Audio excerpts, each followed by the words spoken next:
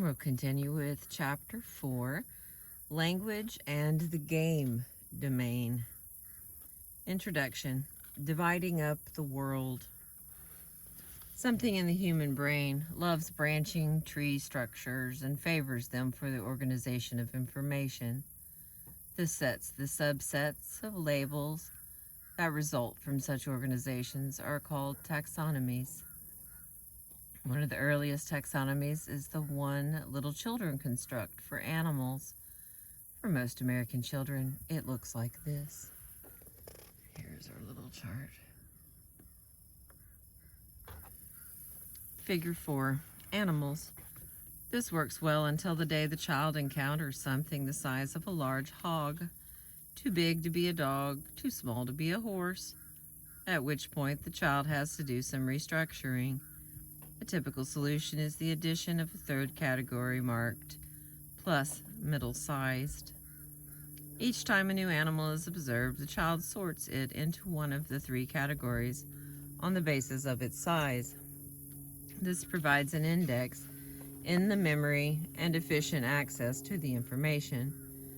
New categories and new features are added as they are needed, and eventually what you have is the elaborate memory storage area for animals in the adult brain.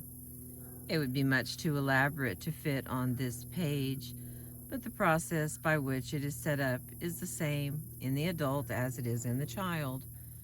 And the adult faces the same problems the child does when an animal that won't fit readily into an existing category, for example the kangaroo, is encountered. If you set up a new category for every new thing you encounter, the result is not a taxonomy but a list, and that's not good. Lists are efficient only when they are kept to roughly 10 items or less. The decision process that creates taxonomies is crucial to information storage. Asking yourself, what set does the kangaroo belong in, or does it have to have a set of its own? And what is it about the kangaroo that determines which set it goes into? Is what lets you attach associations to the kangaroo entry in your memory so that you can find it again later on. Anything that you can organize into a taxonomy will be easier to remember and use than either a random batch of data or a list.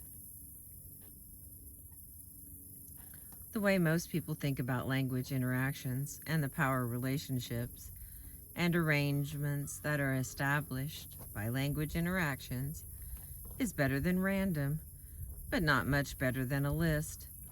We can improve the situation by setting up a taxonomy.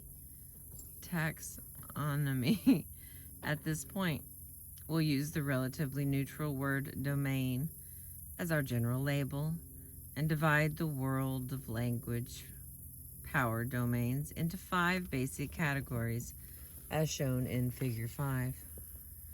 Here's Figure 5 for those of us who want to see the charts. Figure 5, the language power domains.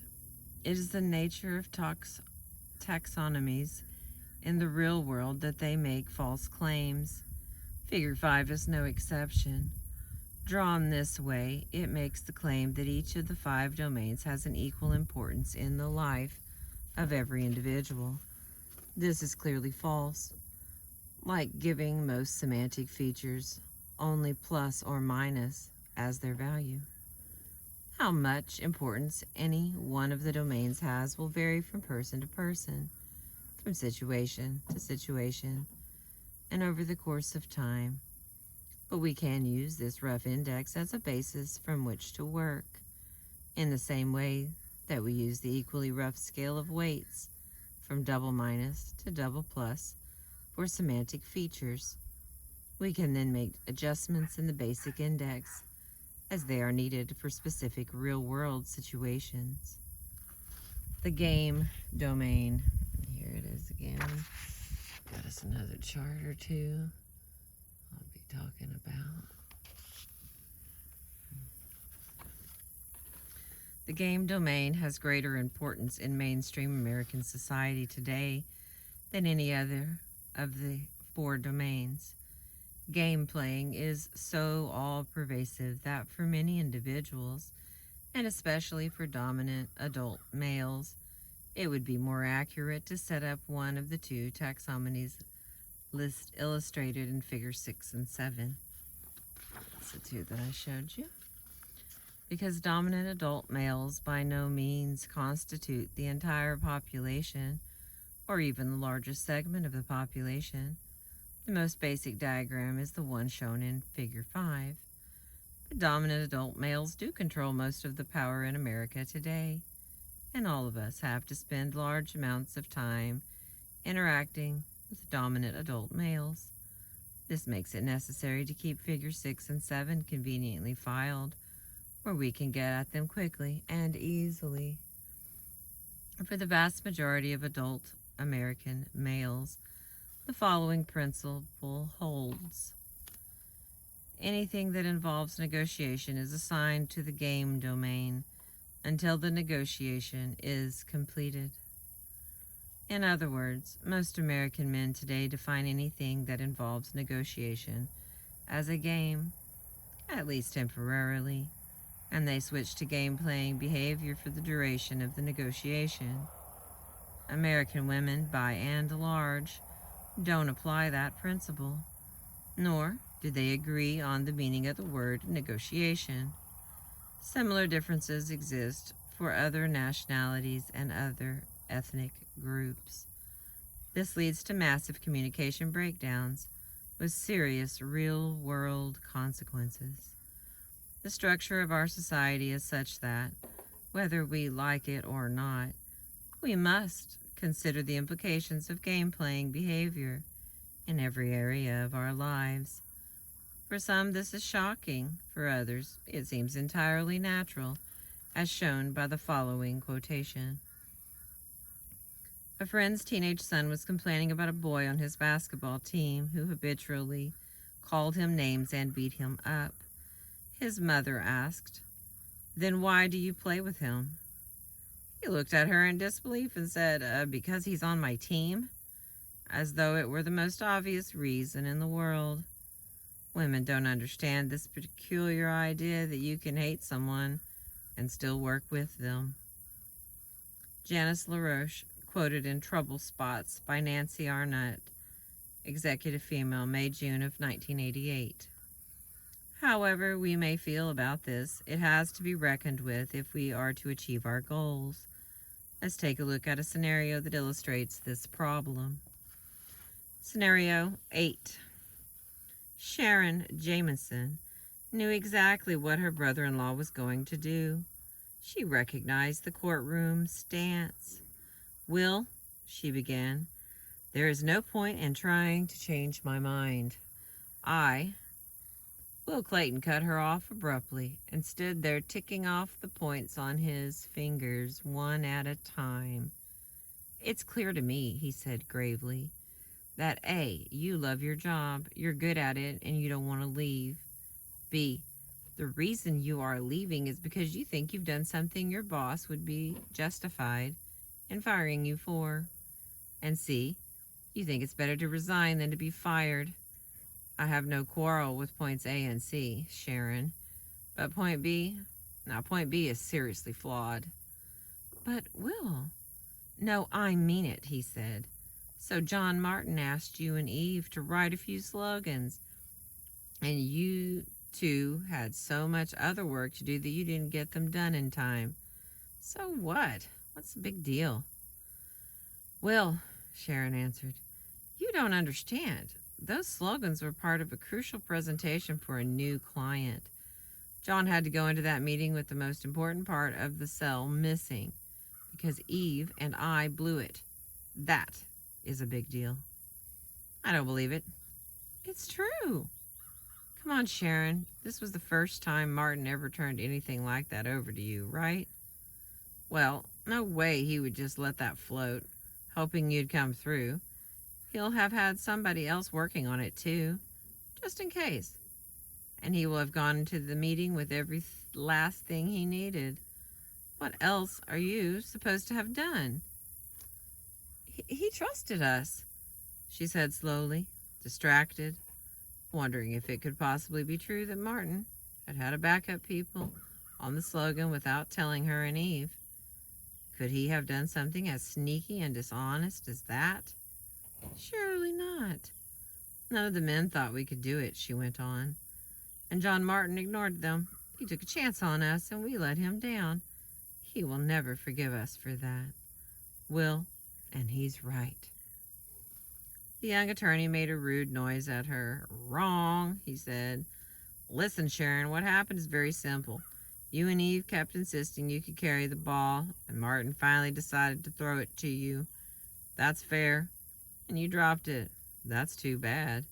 But it was just one play, Sharon. It wasn't the whole game. Now Sharon was angry, and she made that very clear.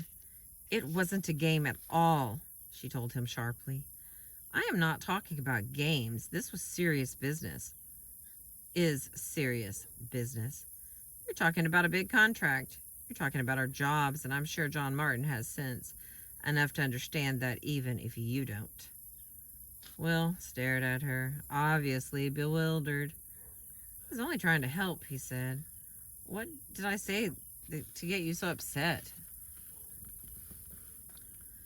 Game versus non-game.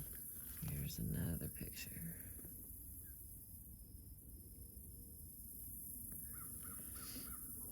What upset Sharon is this scenario was hearing her brother-in-law talk about her problem as if it were a game.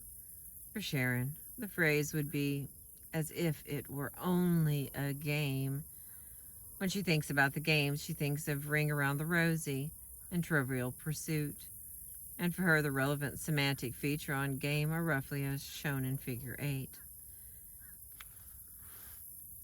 Game has plus activity, plus governed by rules, plus governed by definitions, minus important, minus serious.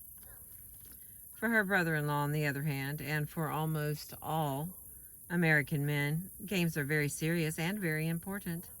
So serious and important that a grown man will be extremely well paid and highly respected for playing them well. When Will thinks of games, he thinks of baseball and basketball and football, especially football. For him, the features important and serious in Figure 8 have a plus in front of them, not a minus. This matters. People who understand a game the way Will does take it for granted that all adults worthy of respect perceive the world that way. When such people interact with people like Sharon and Eve, both groups misunderstand what's going on around them, and the consequences are always unpleasant. Will Clayton and John Martin look up on Sharon and Eve's failure as a failure of a single play, rather than as the loss of the whole game. This is why for them the failure is not final and not a reason to resign. This is why John, who feels that the women are resigning with no good reason, concludes that their resignations must be based on their emotions alone. There are lots of plays in a game, and lots of games in a season. As Will said, what's the big deal?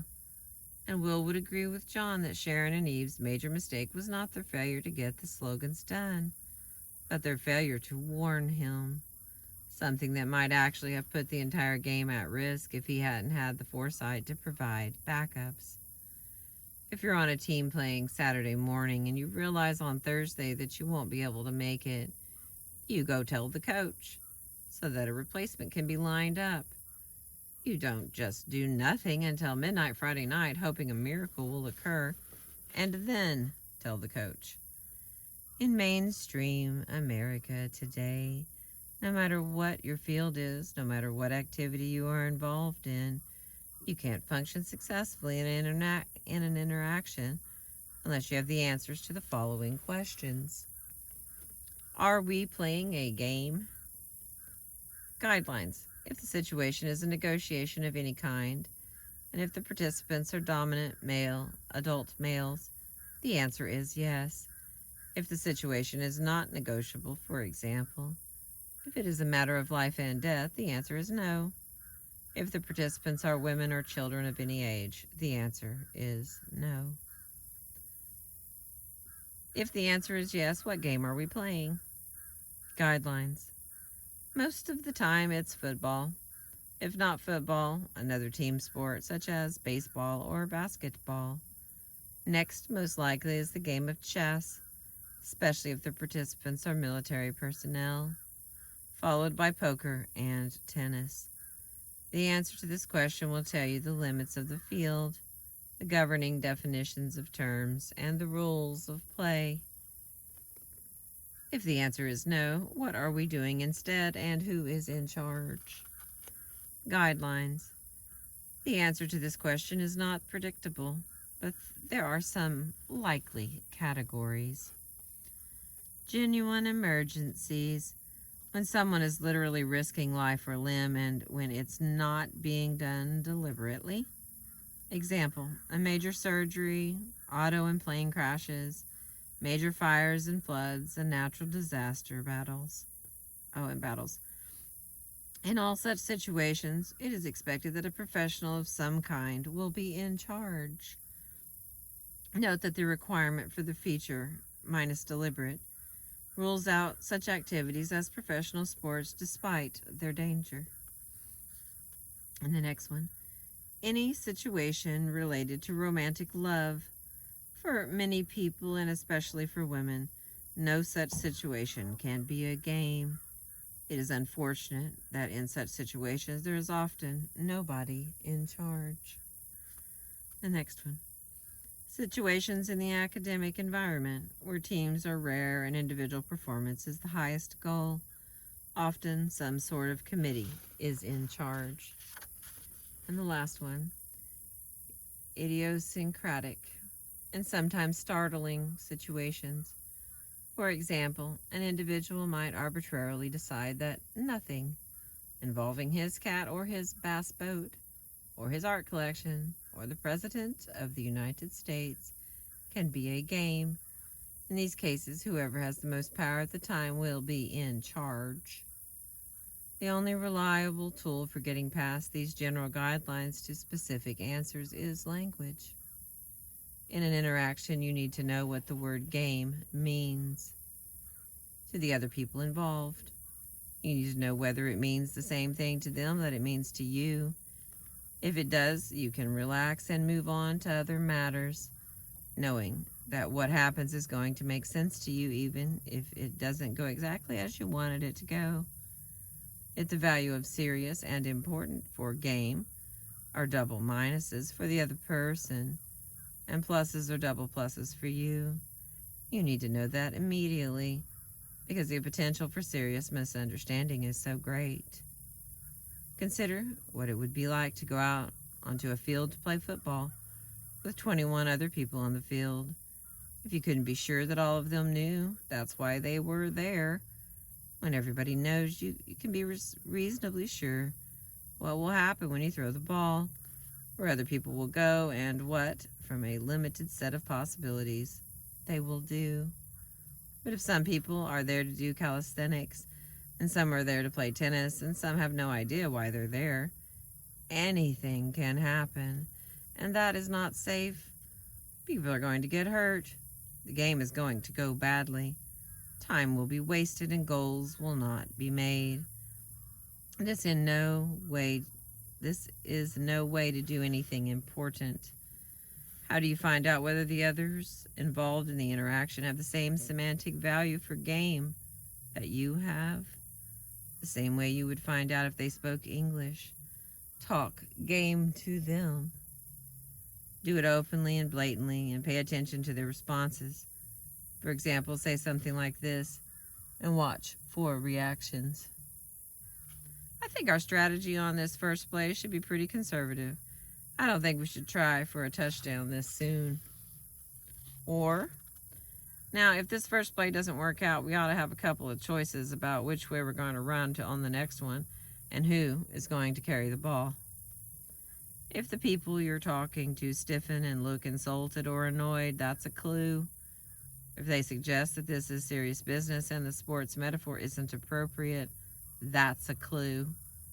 If they try to talk game back at you and they make serious errors in choosing the vocabulary, that's a clue. Alternatively, you can go after the information directly and just ask for it, wording your questions in the way that is most appropriate for your situation. Which brings us to the point at which I want to call time out and present another useful taxonomy, a set of language patterns called the satire modes. We've made it to page 59 of chapter 4, and we'll pick back up with recognizing and responding to the satire modes. Thank you for being with me. I appreciate you.